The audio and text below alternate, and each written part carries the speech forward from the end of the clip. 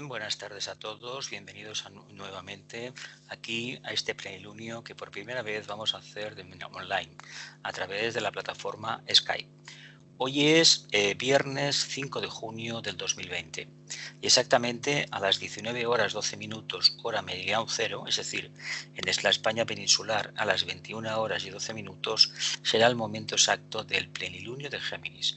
Siempre que hablemos de un plenilunio hemos de decir, y digamos el Géminis en este caso, hemos de decir lo siguiente. Hay mucha gente que se confunde porque no entiende demasiado bien cómo funciona esto de la parte esotérica, que es lo que trabajamos en los plenilunios. La gente mira efemérides y claro, evidentemente, cuando hablamos de plenilunio, luna llena, la gente dice no, la luna está en el signo complementario. Hay que decir una cosa, si decimos festival de Géminis o plenilunio de Géminis, el sol es el que está en Géminis, en el signo, y la luna está en el signo complementario. Si hablamos de un nacimiento de la luna, el novilunio, si decimos luna nueva de Géminis, la luna realmente está naciendo en Géminis. ¿Me entendemos, no? Más o menos la cosa. Bien, vamos a continuar. Vamos a ver qué es lo que vamos a hacer exactamente hoy. Aquí tenemos el signo, las dos columnas, la entrada al templo, la entrada al sendero. Vamos a hablar del Festival del Cristo. Vamos a hablar un poco de lo que significa la humanidad, el Festival de la Humanidad, del Día Mundial de Invocación, de la Gran Invocación, del mito de las manzanas de oro de las Hespérides, del Festival de Géminis propiamente dicho, y también vamos a hacer una reflexión sobre la nota clave y, como no, vamos a meditar. Vamos a hacer una meditación que es la meditación dejar penetrar la luz, que ya la mayoría de vosotros pues me conocéis de las diferentes veces que habéis venido al Centro Amigos de la India o en casas particulares. Vamos a ver qué es lo que sale de esta reflexión. Tenemos en cuenta que nosotros cuando meditamos o cuando estudiamos esoterismo o como hacemos un trabajo en grupo, el objetivo no es tanto el trabajo, el enriquecimiento de la personalidad, sino el desarrollo de la conciencia grupal. Si esto lo tenemos mínimamente claro, entonces podremos apreciar por qué llevamos años, por ejemplo, meditando, recitando la gran invocación, juntándonos en grupo para hacer los plenilunios y por qué de vez en cuando pues tenemos una reflexión seria sobre una nota clave determinada o nos interesan los movimientos de la luna, porque los movimientos de la luna en el fondo lo que nos están hablando es de esos vaivenes curiosos que todas las personalidades en este planeta Tierra pues tenemos. Pero lo que nos interesa a nosotros es el arquetipo en este signo de Géminis. Lo iremos poco a poco desgranando en la charla, más o menos una media hora, 40 minutos.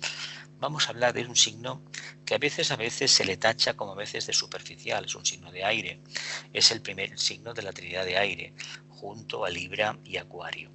Y es un signo que evidentemente a nivel de personalidad pues da unas características, pero de lo que se trata es que entendamos lo siguiente. Aquí de lo que se trata de ventilar es la relación entre el alma y la personalidad. Cuando esto hayamos conseguido, evidentemente la meta va a ser una fusión y va a ser una expresión clara de una voluntad divina, pero todavía estamos en la dualidad de los pares de opuestos. Por un lado la personalidad y por otro lado el alma. Ojo que ni una ni otra pueden vivir por separado. Por lo tanto, entendamos que no se trata tanto de combatir la dualidad, sino de integrar la dualidad presentando una nueva síntesis, un nuevo estado de conciencia, una nueva perspectiva. ¿Por qué le llamamos el Festival del Cristo? El Festival del Cristo viene a relación por la siguiente cuestión. Géminis manifiesta las energías del segundo rayo por el triángulo de constelaciones constituido por Géminis, Virgo y Piscis.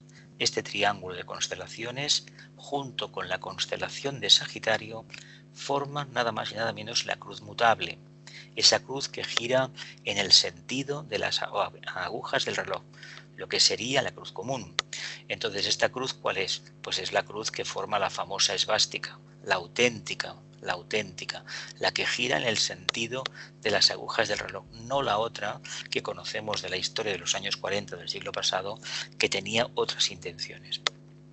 Se le llama cruz común porque en realidad es la cruz de las múltiples reencarnaciones y la cruz donde la conciencia todavía no ha tomado posesión plenamente de sus vehículos. Por lo tanto, el ser humano en esa tesitura, y lo podemos ver continuamente a nuestro alrededor, nos encontraremos con almas que se expresan a través de personalidades donde no existe todavía el más mínimo sentido de responsabilidad, donde no hay una capacidad clara de desarrollar el intelecto y sobre todo de aplicar la voluntad.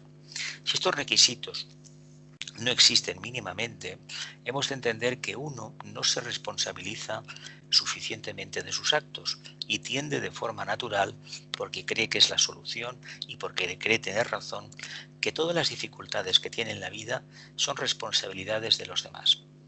Mientras este periodo dure de vidas, que pueden ser miles de encarnaciones, estemos culpando a los demás, nos estamos perdiendo de vista una oportunidad grandísima de realizar un cambio. Pero claro, ¿cómo vamos a hacer un cambio si no tenemos idea todavía del problema que tenemos encima?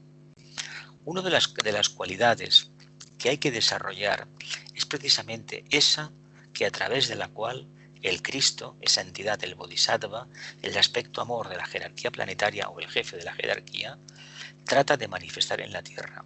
No es que vaya a venir el Cristo y vaya a bendecir a la humanidad, como se dice, sino que cada uno de nosotros, en el despertar de la conciencia crística, que precisamente acontece bajo la impronta de la energía de Virgo, el desarrollo de la conciencia crística, y subiendo a Capricornio, allí podremos expresar la conciencia crística, la cima de la montaña. Por eso habréis visto que en muchas partes del mundo, encima de una montaña, hay un Cristo Redentor. La imagen que acompaña la presentación es el que tenemos en Barcelona, en la parte más alta de la ciudad de Barcelona, la montaña de Collserola, el Tibidabo concretamente, y ahí está, pues unos 540 metros o 60 metros de altura, está este Cristo Redentor que está bendiciendo a la ciudad de Barcelona. Hay otros, os he visto varios, los de Brasil o los de Cochabamba en Bolivia, o el que hay, por ejemplo, en San Sebastián, en el Monte Urguil. Son interesantes, todos tienen el mismo aspecto, bendecir a la ciudad. ¿Pero por qué? Pues porque precisamente aquellas almas que han conseguido subir a la cima de la montaña, es decir, mantenerse firme en los chakras superiores, tienen la potestad de ¿qué? De desarrollar un tipo de conciencia que, en lugar de trabajar esa dualidad extrema acentuando un aspecto o el otro, se responsabilizan de sus actos y, gracias a la manifestación de esta conciencia crística, son capaces de manifestar un estado de equilibrio donde el principio de la buena voluntad, que es la forma que el amor tiene de manifestarse en el plano físico, se convierte en una realidad de conciencia, no en algo que queda muy bonito, una palabra muy hermosa para tomar un café con los amigos o presumir de buena voluntad, sino de esa capacidad irradiatoria de un corazón abierto que continuamente impele a quien disfruta de esa cualidad a ayudar a los demás. Por lo tanto, para trabajar la conciencia crística, hemos de provocar la síntesis entre los dos lados, entre el lado de la personalidad, el castor, y el pollux o conciencia. Cuando encontramos la síntesis, estamos dando el paso para encontrar la conciencia de grupo, y es hacer todo el trabajo en vistas al grupo. Cuidado, porque el grupo no tiene forma, el grupo es toda la humanidad. El por qué se asocia este signo de Géminis al Cristo viene de esa capacidad que la humanidad debe tener como redentora. No nos olvidemos que sus planetas regentes, a nivel de personalidad tenemos a Mercurio, a nivel de almas tenemos a Venus, quinto rayo, pero a nivel jerárquico o iniciático tenemos el tercer rayo de la Tierra. Por lo tanto, la conciencia crística, la energía geminiana que surge de la síntesis de los pares de opuestos, es la energía redentora que la humanidad necesita para dar un vuelco de conciencia y entrar verdaderamente en la era de Acuario. Básicamente, en las enseñanzas del tibetano se nos dice que el 15 de junio de 1945, cuando la Segunda Guerra Mundial estaba en un momento muy álgido y la historia de la humanidad podía haber dado un vuelco en un sentido o en otro, se empezó a invocar, el Cristo la empezó a invocar, la jerarquía la empezó a invocar, y con el objetivo de dar un vuelco en los éteres planetarios y orientar a la humanidad hacia los valores de la espiritualidad, concretamente del amor. el aspecto que manifiesta la jerarquía planetaria. Es un mantra de carácter solar y el objetivo que persigue es orientar a la humanidad en su conjunto a la logia de Sirio. Claro, dicho de esta manera podemos decir, mira qué maravilla, no. La puerta de entrada a la logia de Sirio es el quinto reino de la naturaleza o reino de las almas liberadas o también la jerarquía planetaria. Por lo tanto, entendamos de lo que se trata es de trabajar chakras superiores y tener el principio de la buena voluntad como la herramienta a través de la cual todos los problemas de la humanidad se pueden resolver de manera positiva y justa y anulando el karma que la propia humanidad ha generado durante millones de años. ¿Por qué le llamamos Festival de la Humanidad? Porque al despertar de la conciencia crística está ni más ni menos el propósito de buscar el mayor bien para el mayor número. Cuando hablamos de humanidad hay un tema que conviene remarcar bastante. Se entiende generalmente, porque lo hemos aprendido de las religiones organizadas, que la humanidad es el conjunto de todos los seres humanos encarnados. Hay que hacer un matiz bastante considerable. En las enseñanzas esotéricas del maestro de K, Juan Hu, el tibetano, se remarca precisamente que aquellos habitantes de la Tierra que manifiestan las cualidades de la primera iniciación, lo que se denomina el nacimiento, el famoso nacimiento en el pesebre, el despertar de la conciencia crística, que como os he dicho antes es sentido de responsabilidad y sobre todo buena voluntad, que se traduce en el lenguaje popular, olvido de uno mismo, inofensividad y correcta palabra. Pero hagamos hincapié en algo muy importante, sentido de responsabilidad. Si eso existe, quiere decir que hay un principio jerárquico, divino, que se está manifestando a través nuestro. Por lo tanto, no pensaremos ya en términos de personalidad, de lo que a mí me conviene. Hablaremos en términos de lo que a la humanidad le conviene. Y a la humanidad lo que le conviene es que exista un porcentaje bastante elevado. En las enseñanzas del tibetano de los años 30 se hablaba de que el 85% de la humanidad vivía por debajo del diafragma. ¿Qué quiere decir? Que este principio crístico no lo tenía manifestado. Solamente en aquel momento era un 15%. Imaginemos ahora que será un 20%. Pero hay que decir una cosa. La humanidad, incluso en los tiempos de la pandemia que estamos viviendo a nivel mundial, es decir, una lacra que se ha propagado como una mancha de aceite por todo el planeta Tierra y que da la impresión a veces que hay una mano diabólica detrás de ella, ha venido no tanto para quedarse, como solemos decir habitualmente, sino para plantearnos un dilema muy grande.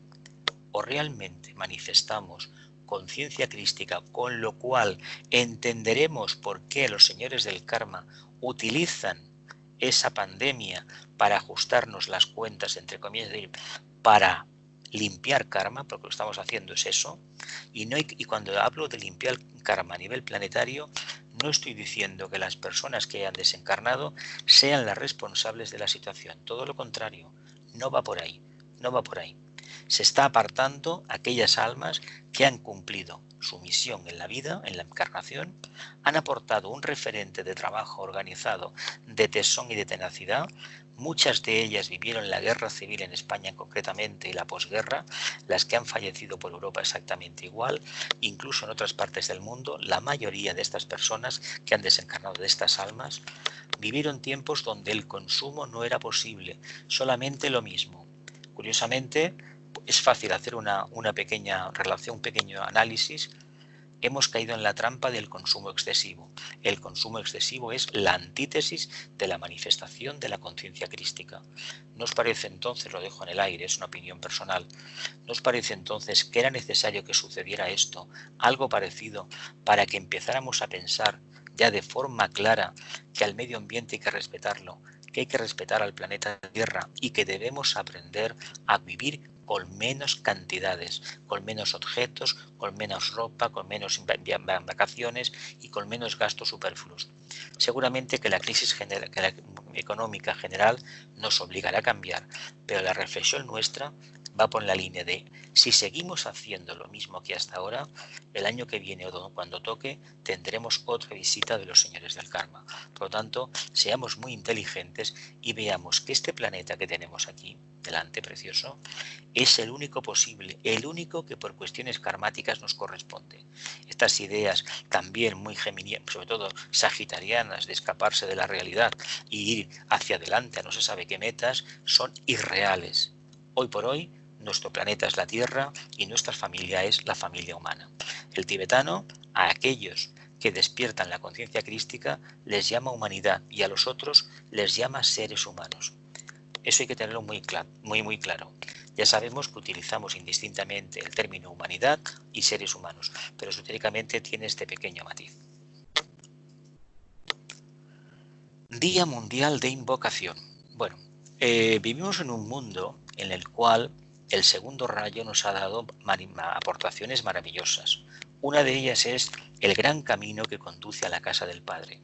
Sabéis que la religión en mayúsculas, que es el camino que conduce a la casa del Padre, que no distingue absolutamente nada de aspectos materiales, ni físicos, ni orientaciones internas, sino solamente el camino de la luz y el amor hacia la casa del Padre. Este camino está dirigido por el segundo rayo, potenciado por el segundo rayo. Ahora bien, las religiones organizadas están dirigidas por el sexto rayo. Y el sexto rayo, en un planeta donde domina el agua y donde el señor Marte tiene el poder que tiene, evidentemente ofrece un panorama no muy halagüeño para el desarrollo de las religiones mundiales. Ya sabéis que todas en cierta medida han pecado de fanatismo. Y todas las personas que hemos sido fieles a una religión durante unos años en nuestra vida, o a lo mejor algunos todavía lo siguen siendo, adolecen de los problemas de ese fanatismo. ¿Qué quiere decir este fanatismo? Pues aceptar verdades, medias verdades, como verdades absolutas, aceptar opiniones de algún concilio o de algún edicto, una bula papal, como emanadas de la boca de Dios, como dichas por el profeta. Y esto no solamente ha pasado en las religiones cristianas, sino ha pasado en el Islam, en el judaísmo, en las religiones hinduistas, en el budismo y en todas las tradiciones de cultos animistas que hay en la Tierra. ¿Por qué? Porque cuando trabajamos el aspecto devocional netamente que está ligado al mundo del deseo, y el aspecto idealista, que es la forma que tenemos cuando tenemos problemas de escapar de nuestra realidad, cuando utilizamos esa combinación de energías, nos encaminamos a un camino que realmente no nos despierta la conciencia ni nos hace volar. Es decir, no nos posibilita cambiar de conciencia. ¿Por qué? Porque estamos mirando desde la perspectiva del yo inferior, de lo que me gusta, de lo que quiero y muy especialmente de lo que me interesa. Y se trata de reconocer que llegada a determinado punto de evolución dentro de la religión organizada, la que sea, porque todas son emanaciones divinas, todas, absolutamente todas, aunque nos parezcan algunas muy estrafalarias, siempre detrás hay un interés de acercarse a la casa del Padre. Llegado a determinado nivel, uno, si ha hecho mínimamente un contacto con su propia alma y expresa un porcentaje razonable de la misma, se dará cuenta que el propósito de todas las religiones de la Tierra es sencillamente el mismo. Pero ¿qué sucede? Que porcentualmente es ínfimo este porcentaje en relación al 90 y pico por ciento que dice todavía que mi religión es la correcta y mi Dios es el verdadero. Yo imagino que habréis tenido experiencias a lo largo de los años y encontraros con practicantes de diferentes religiones, incluso decirte algunos que su Dios era el correcto y otros sinceramente decirte que era el mismo Dios, pero que por razones culturales unos le llamaban Yahvé, otros le llamaban Alá y otros le daban a lo mejor otro nombre. No importa. Lo importante es que de llegado a determinado punto de evolución, uno reconozca que la humanidad es una y que la divinidad es una. Los seres humanos hemos utilizado la energía del sexto rayo para invocar, para pedir aquello que el yo separado, la personalidad, necesitaba. Hemos de aprender a trabajar de otra manera. En lugar de focalizarnos en el plexo solar, hemos de hacerlo ni más ni menos desde los chakras superiores, desde la cabeza. Ojalá pudiéramos hacer las invocaciones desde el entrecejo, teniendo la personalidad plenamente fusionada, integrada y detrás expectante el señor solar, el alma, dispuesto a tomar las riendas de esta forma. Ojalá fuera así. Si invocamos, lo que estamos haciendo es un trabajo mental. Pero claro, me diréis, bueno, ¿y los que no son mentales en estos tiempos, cómo pueden realmente hacer una invocación. Todas las plegarias de la tierra, el Padre Nuestro, que es el que conocemos los cristianos, puede servirnos para trabajar algo.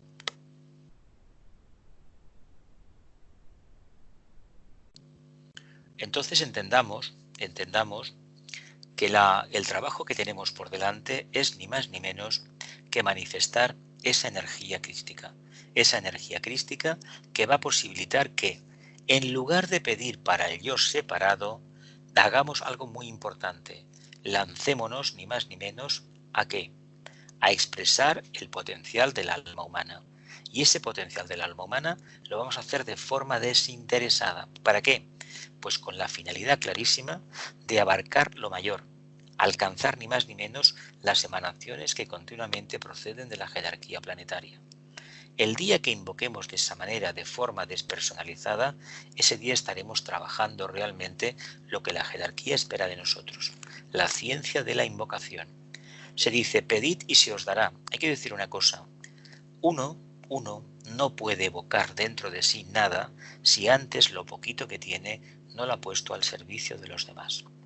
¿Qué quiere decir esto? Uno va al templo a pedir. Bien, la clave esotérica profunda diría que al templo hay que ir, por ejemplo, a ofrecer, a dar, nunca a pedir. ¿Por qué? Porque si tú vas a pedir al templo, la divinidad a la cual estás reverenciando no va a hacer caso de ti, mientras que si tú vas a ofrecerte al templo, poco a poco irás llamando la atención de esa divinidad. ¿Qué quiere decir? Que el trabajo es netamente interno y que la organización externa es netamente superflua. Lo que sucede que en esta fase evolutiva todavía necesitamos de esos referentes.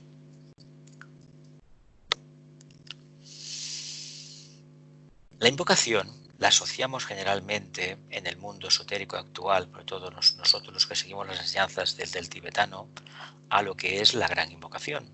Pero aquí en este dibujo del loto egoico dice clarísimamente el simbolismo que de lo que se trata es llegar a despertar, a abrir completamente este loto egoico.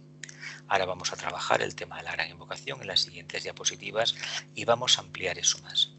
No olvidemos una cosa, la humanidad tiene un poder invocador tremendo, siempre y cuando empiece a entender que ha de invocar, ha de pedir para la humanidad, no para el yo separado, no para mi país, ni lo que a mí me interese, no, para la humanidad. Y una vez ha pedido para la humanidad, la luz, el amor o la voluntad al bien o la gracia divina, debe de olvidarse y sobre todo no debe visualizar ni pensar nunca cómo va a ser la manifestación de esa gracia divina o de esa bendición divina. No nos incumbe, solamente nos incumbe invocar. Y en la medida en que invocamos, a la larga o a la corta, acabaremos evocando. Me imagino que todos los que estamos aquí conocemos de sobras la gran invocación. Este mantra se dio en 1945, de hecho es la tercera gran invocación que hay. La primera fue de 1936, cuando el conflicto ya se veía un poco por dónde iba a venir. La segunda fue de 1940, que es la que invoca a los señores de la liberación.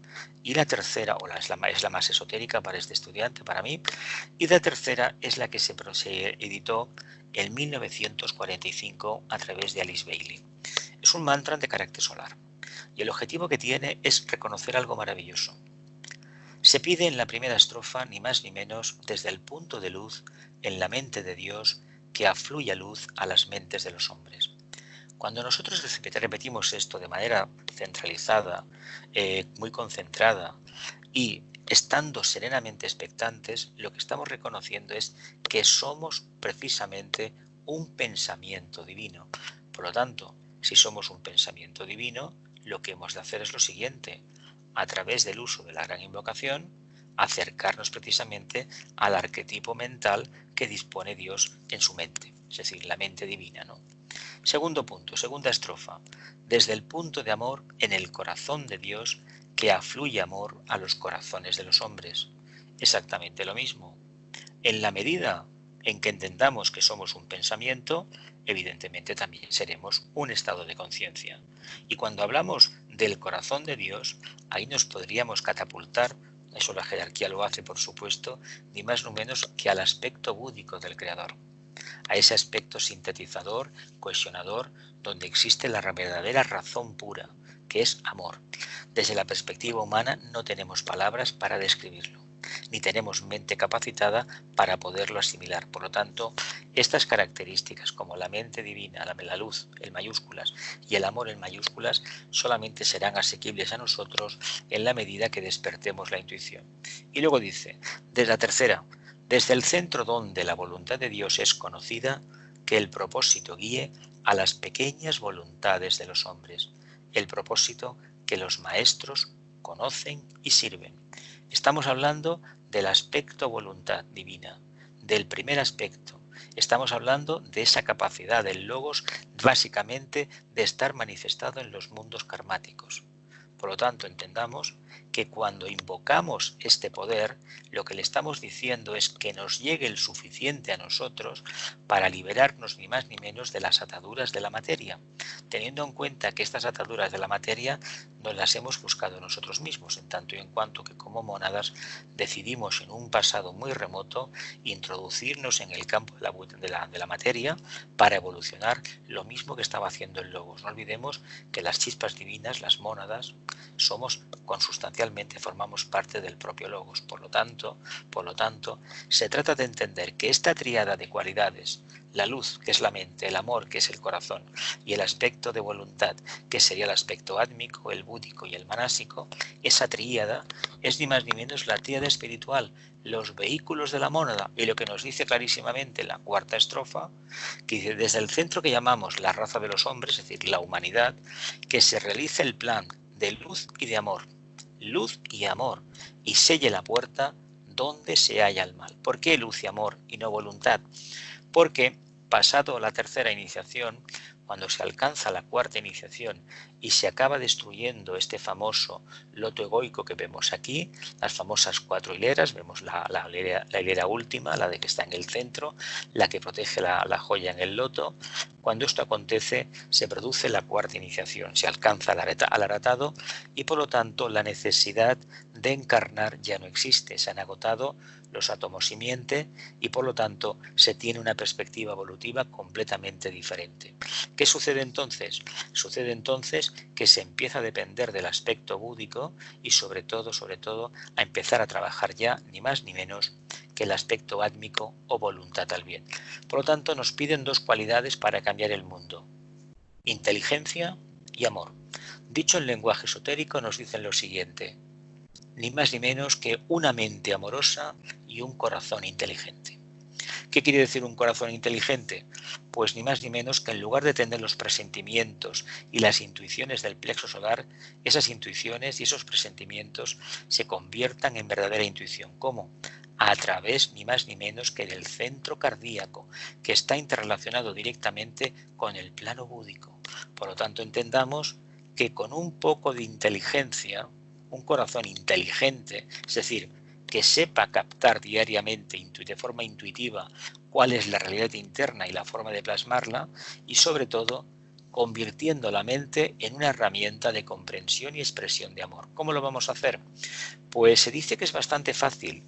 En lugar de utilizar la mente para satisfacer los deseos personales y prostituirla en el sentido de que es el mundo del deseo el que genera los pensamientos, apartémonos del mundo de la materia concreta, de todo aquello que enaltece y engrandece la personalidad, ya sea a nivel de cuerpo físico, a nivel emocional o a nivel mental concreto, y utilicemos la potencia divina que el mito de Virgo, como os he dicho antes, nos dice: trabajando la mente hacia un objetivo abstracto, conseguimos que el alma poco a poco se vaya manifestando. Si la mente abstracta se manifiesta en un porcentaje mínimo de la humanidad, tendremos un vuelco en la civilización y por lo tanto los problemas de la humanidad ya no serán lo que son ahora, una tenaza, una losa muy pesada, sino oportunidades de servicio. De hecho, se dice que un problema para un discípulo avanzado o iniciado es un campo de experimentación, es un campo donde la oportunidad está continuamente manifestándose. Solamente basta que en lugar de perder el tiempo en los análisis y reflexiones, seamos capaces de captar lo que hay que hacer y aplicarlo al momento. Aquí os he puesto la traducción en catalán y ahora veremos en castellano y en 2 idiomas más. Tenemos en inglés, la de español, castellano. Hay que decir una cosa, la gran invocación fue dicha en inglés y fue enseñada en inglés. Y en los centros de la escuela arcana, cada día las meditaciones que hacen la utilizan siempre en inglés. La razón esotérica es la siguiente. Se creó una forma mental y esa forma se va alimentando de esa manera. Esto es como el Padre Nuestro. Cuando los que lo aprendimos en latín, me imagino que yo cuando empecé a prepararme ya había sido el Vaticano II, de hecho acababa de final, pero era muy pequeñito cuando estaba todavía, y yo no me recuerdo que nos la explicaron, la repetíamos, no sabíamos lo que decíamos, pero hay que decir que el Padre Nuestro en arameo y en latín tenían un poder que no tienen en las lenguas vernáculas. Hay que ser honestos, ¿eh? No tiene el mismo poder en las lenguas vernáculas que en la lengua original. No era lo mismo el rito que hacía la invocación el sacerdote de espaldas a la filigresía invocando a la divinidad que lo que se hace ahora de espaldas al altar. Eso es una perversión de los valores esotéricos. Pero como estamos en unos tiempos en los que se contextualiza en demasía, se llegó en los años 70-80 a hacer una traducción adaptada donde se sustituyeron expresiones como los hombres, y porque el movimiento feminista en aquel momento en los países como por ejemplo Holanda, que de raíz luterana no entendía muy mucho eso, por ejemplo, del Cristo en concreto, y en lugar de Cristo se puso ni más ni menos aquel que viene, o el avatar.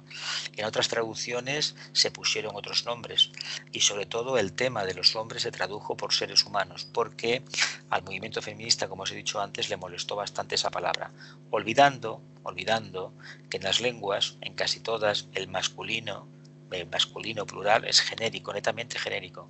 Cuando se habla raza de los hombres, no se está hablando de sexo, se está hablando de humanidad. Lo que pasa es que estos valores asociados a la filosofía antigua y a las tradiciones esotéricas, sobre todo y mitológicas, se han perdido y por lo tanto la gente utiliza en exceso, a mi entender, la mente concreta, y la mente concreta en este aspecto no tiene respuestas para casi nada. A nivel esotérico no la tiene. Aquí tenemos una en francés y en italiano. Prácticamente está traducida a unos 80 idiomas de todo el mundo. Las hay en árabe, prácticamente casi todos los idiomas conocidos de la Tierra está traducida. Y es ni más ni menos un mantra que tiene un poder muy grande, pero hay que tener en cuenta que nos hemos de convertir en la gran invocación. Aquí la recompensa siempre está puesta, el loto egoico despierto, pero no pensemos que lo vamos a despertar, no.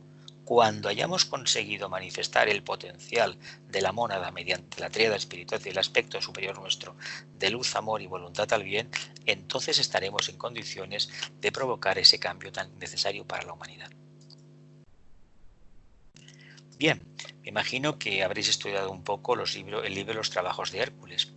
En el tercer trabajo de Hércules, Géminis, que es la construcción del vehículo etérico básicamente, así como Aries fue la construcción del vehículo mental y Tauro fue la construcción del vehículo emocional, del deseo, aquí en Géminis lo que se trata es de desarrollar el vehículo etérico, es decir, el soporte del cuerpo físico.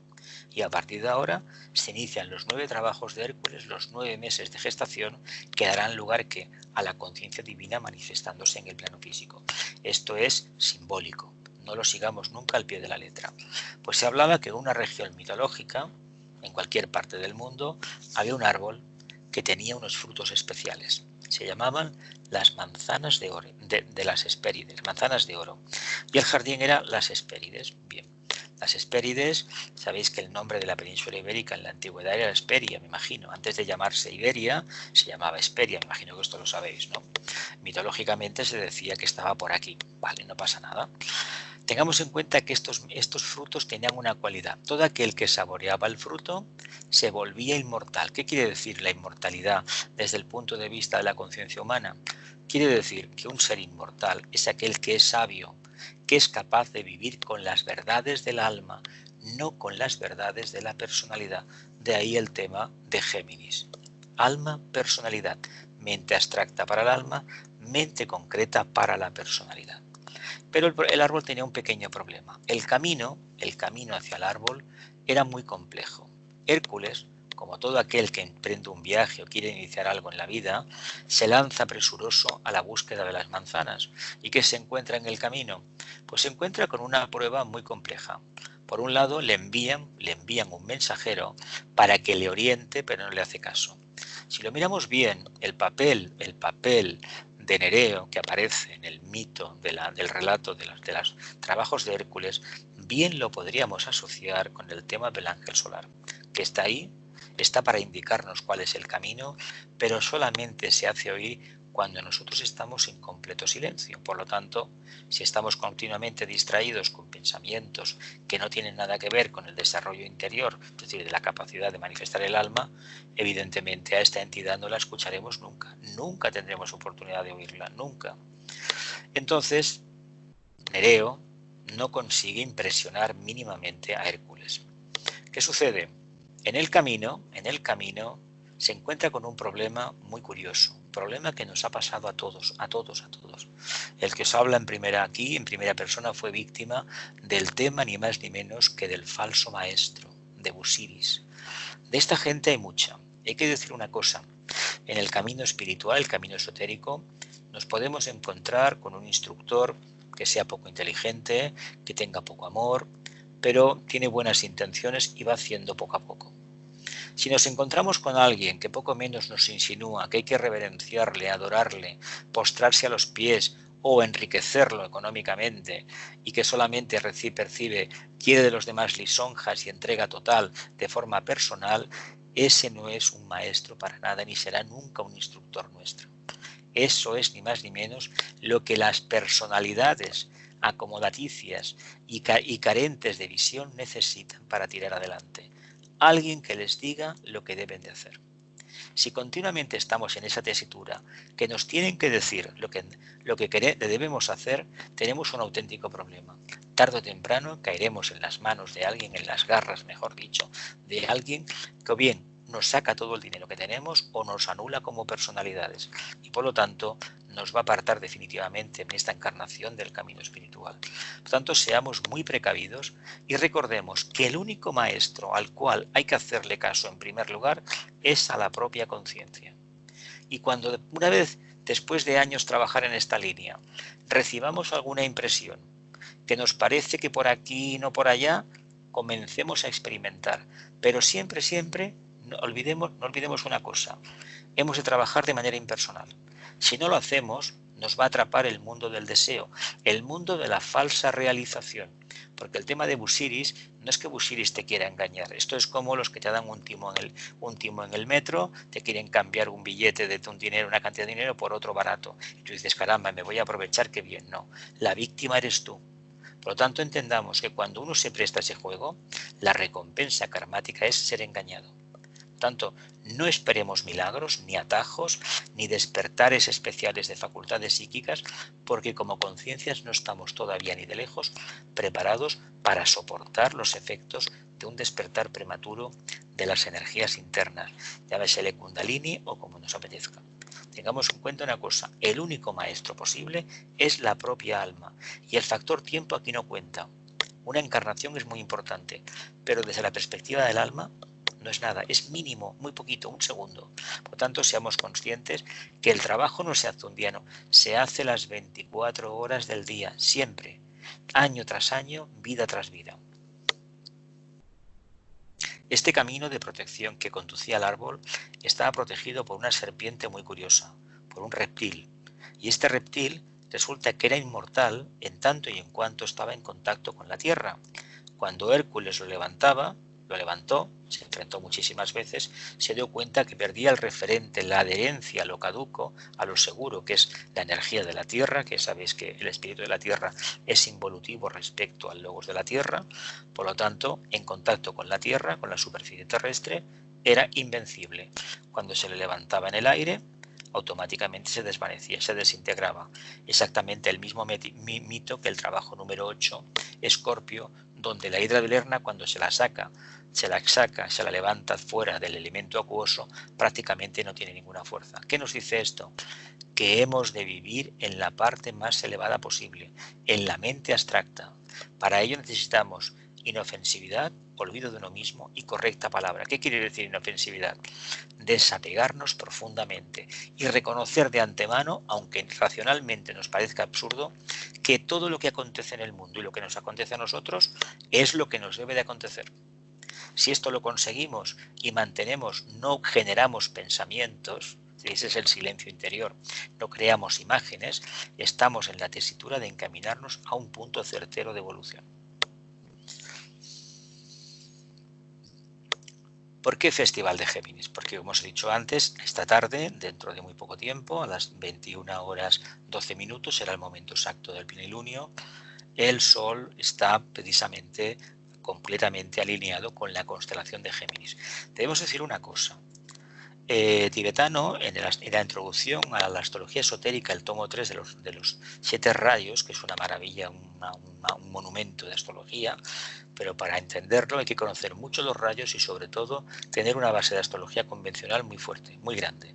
Si no, y tener la intuición mínimamente desarrollada, si no, no va a funcionar ese tipo de astrología. Va a ser muy expectativo todo lo que nos dice, pero carente de resultados prácticos para uno mismo.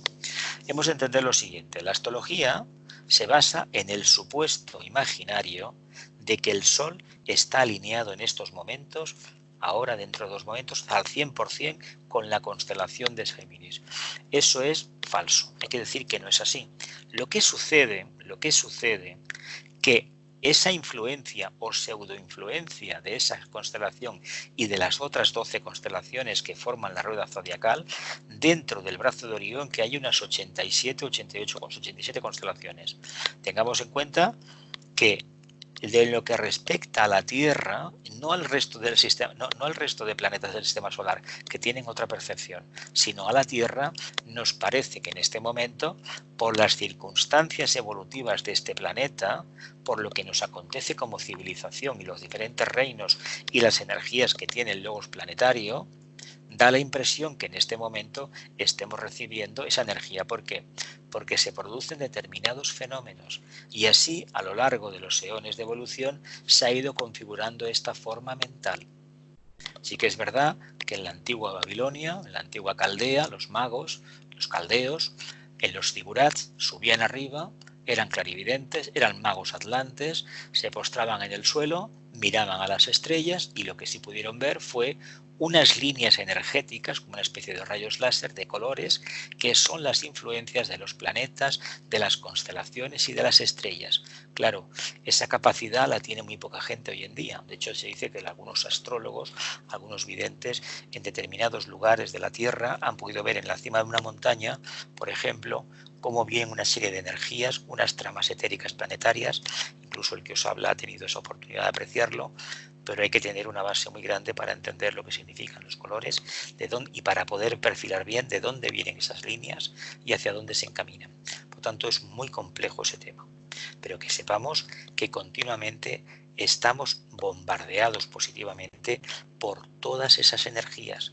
Lo que sucede que en un momento puntual respondemos mejor a una que a otra. Claro, no tenemos capacidad de absorberlas todas. No entendamos, pero no olvidemos una cosa. El zodiaco son 12 puertas, 12 aspectos, si queréis, pero son 6 energías complementarias. Y eso reduce mucho el problema. Comprender que son 6 energías complementarias. Es un signo de aire, el primer signo de aire de la trinidad de aire, el segundo sería Libre y el tercero Acuario. El complementario es Sagitario. Sexto rayo, pero sexto rayo y elemento fuego, no lo olvidemos, elemento fuego. En el zodiaco, el aire y el fuego están en conjunción, la tierra y el agua están en conjunción. Eso hay que tenerlo claro. Por lo tanto, estamos en la casa, sería en el zodiaco reposo, sería la casa 3, el zodiaco reposo, y tenemos una oportunidad magnífica de entender que la dualidad hay que vivenciarla para poder ir por el camino del medio, las dos columnas, El camino del medio es el camino certero. Pero eso queda muy bien dicho, pero en la práctica cuesta mucho de manifestar. Es un signo que desde el punto de vista de la filosofía del Agni Yoga necesita ni más ni menos practicar la relación correcta de los pares de opuestos. La nota clave: reconozco a mi otro yo y al menguar ese yo me elevo y crezco. ¿Qué significa esto? Como alma reconozco a la personalidad y en la medida que la personalidad disminuya su valor, su potencia, su manifestación, yo como alma me manifestaré. Pero cuidado, no creamos que te podemos matar a la personalidad, no se puede hacer. Si matamos a la personalidad, realmente tenemos un auténtico problema.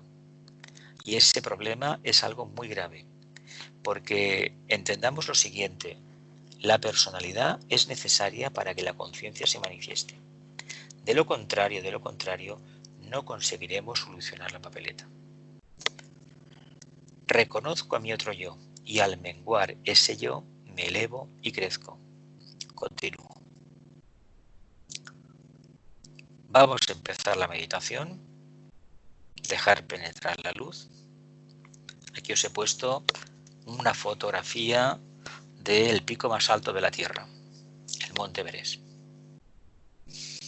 Hacemos un silencio, una respiración profunda.